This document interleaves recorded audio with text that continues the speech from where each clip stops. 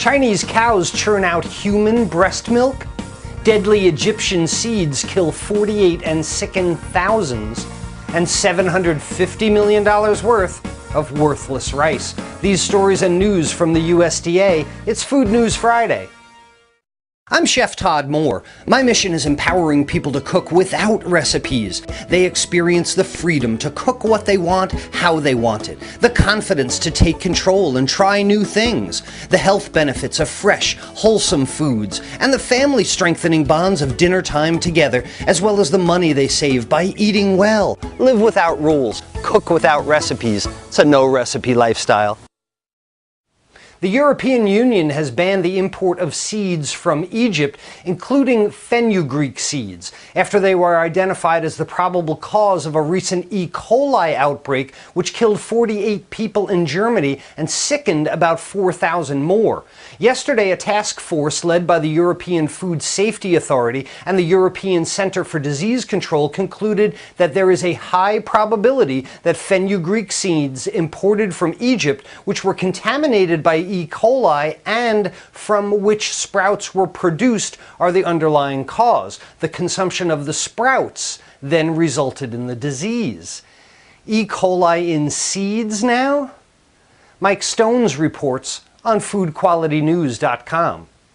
Bayer will pay $750 million to farmers with rice contamination claims. 11,000 U.S. farmers will receive a settlement of $750 million due to crop drift from Bayer's genetically modified Liberty Link rice that contaminated their rice seeds in 2006. Bayer's crop science division partnered with Louisiana State University to breed a strain of rice that would be resistant to Bayer's Liberty Link pesticide. The modified rice strains were found in non-modified long grain rice grown throughout the southern United States.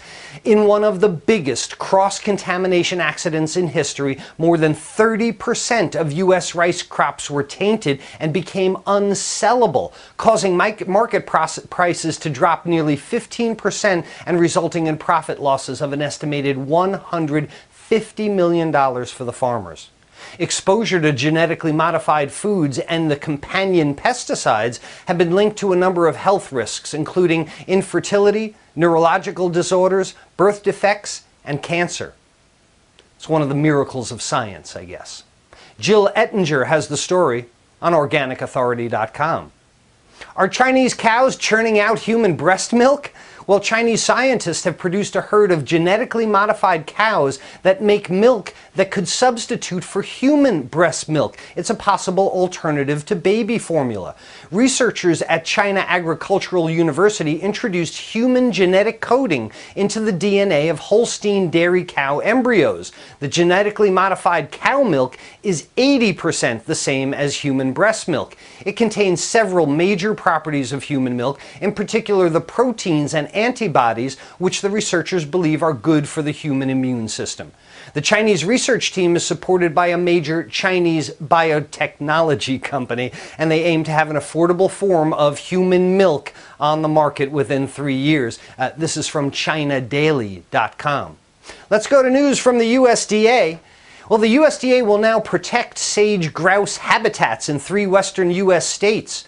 Agriculture Secretary Tom Vilsack announced that the U.S. Department of Agriculture will provide approximately $18 million in additional financial assistance to help ranchers in Idaho, Utah, and Wyoming conserve critical sage grouse habitats.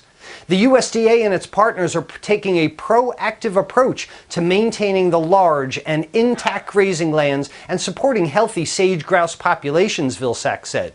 This additional funding will provide these states with another tool to conserve this at-risk species and protect important ranch lands. Also on the USDA website, the mink report has been released. Yes, mink, like a coat. Mink pelt production in the United States in 2009 totaled 2.86 million pelts. That's up 1% from the previous year. Wisconsin is the largest mink producing state. Mink pelts produced during 2009 were valued at $186 million. That's up $117 million from the year before. It's a 58% increase. So you're much better off being a sage grouse than a mink if you're dealing with the USDA. But there's the good news. We're all eating better. Spring season fresh market vegetables are up 1%, while processed vegetables are down 9%. The prospective area for harvest of 11 selected fresh market vegetables during the spring quarter is forecast at just 200,000 acres, up 1% from last year. Processors expect to contract for 1 million acres of the 5 major processed vegetable crops in the United States for 2011, but that's down 9% from last year. Continued contracted acreage declines are forecast for all 5 processed vegetable crops for freezing or for canning. That's good for us. More fresh vegetables, less processed ones. For food news during the week, follow Chef Todd Moore on Facebook and Twitter, and live a no recipe lifestyle.